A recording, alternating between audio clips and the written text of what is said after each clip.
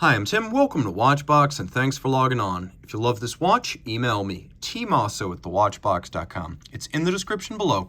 It is your purchase and pricing email question line for buying this or any watch you see on any Watchbox platform. Please reach out to me directly. Email tmosso@thewatchbox.com for pricing. Today, we're discussing a 2020 model year launch that was a breakthrough for Richard Mille. A watch constructed with a movement made entirely in its factory in Les Brûlots. This is the RM72-01 Lifestyle Chronograph. It's surprisingly wearable and nicely proportioned for a watch that has an outsized personality from a company larger than life. You're going to be surprised by the ergonomics of this one. So, in rose gold, really 5N red gold, as they specify. It is 38.4 millimeters across, not including crown or chronograph pushers.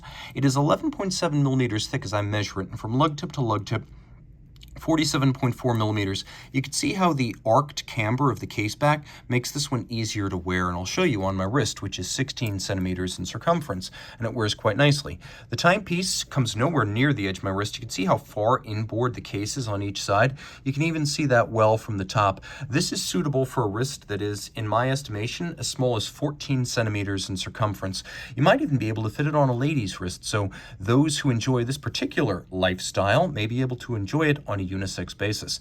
It is very thin. For an RM, you can see it's sheer and it looks super thick, but it's under 12 millimeters, which means it undercuts a Rolex Daytona by the better part of 1 full millimeter, so nicely sized, a really easy watch to wear.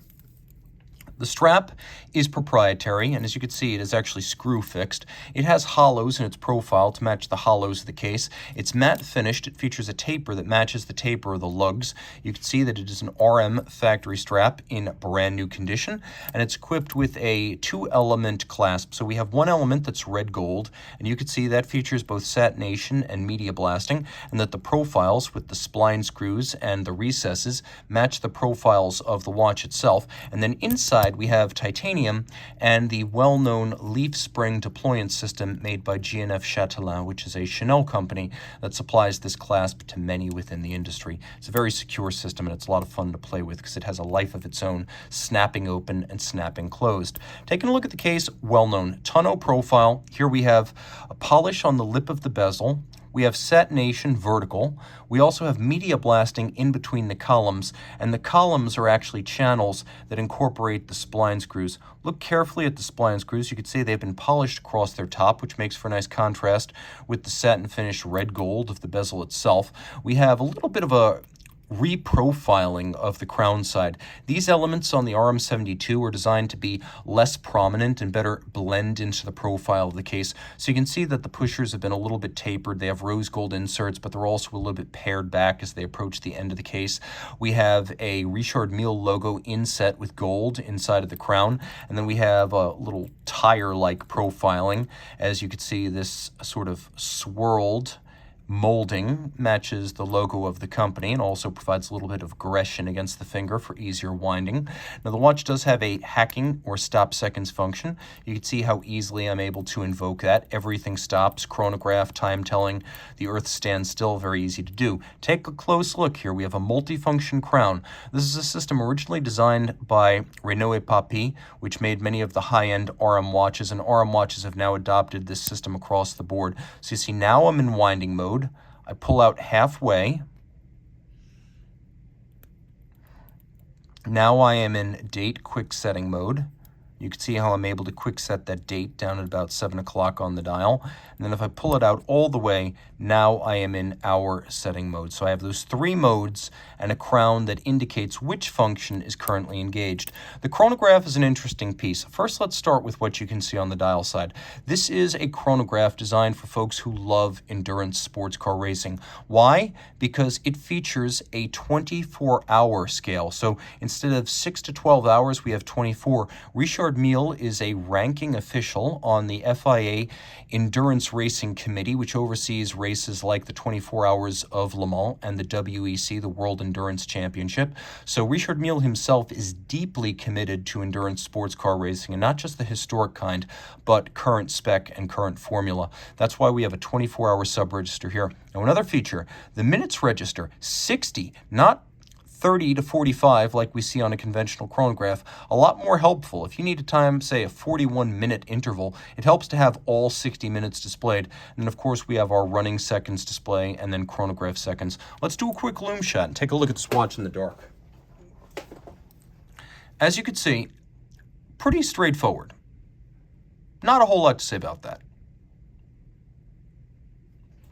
Let me just clarify one thing, just so you can see both the hour and the minute hand are in fact loomed, and then the chronograph seconds hand is also loomed.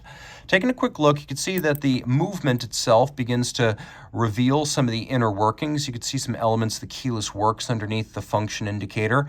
We have this outer flange, which is made of carbon composite, and that features the luminescent indices, but it also includes a tachymeter, so you can use this to gauge the speed of a race car, generally a race car over a kilometer. We have rose gold hands, which you can see are nicely detailed with a contrasting combination of a satin finish and then a high polish, and then we have a combination of media blasting and satination on the seconds hand, which you'll note is asymmetrically counterweighted. And then we have these rose gold numerals around the dial, and then there is actually a titanium grill that acts as the frame for your constant seconds, chronograph hours, and chronograph minutes, and that lowers into place over the dial. Flip it all over, we have a new movement. This is made entirely by RM.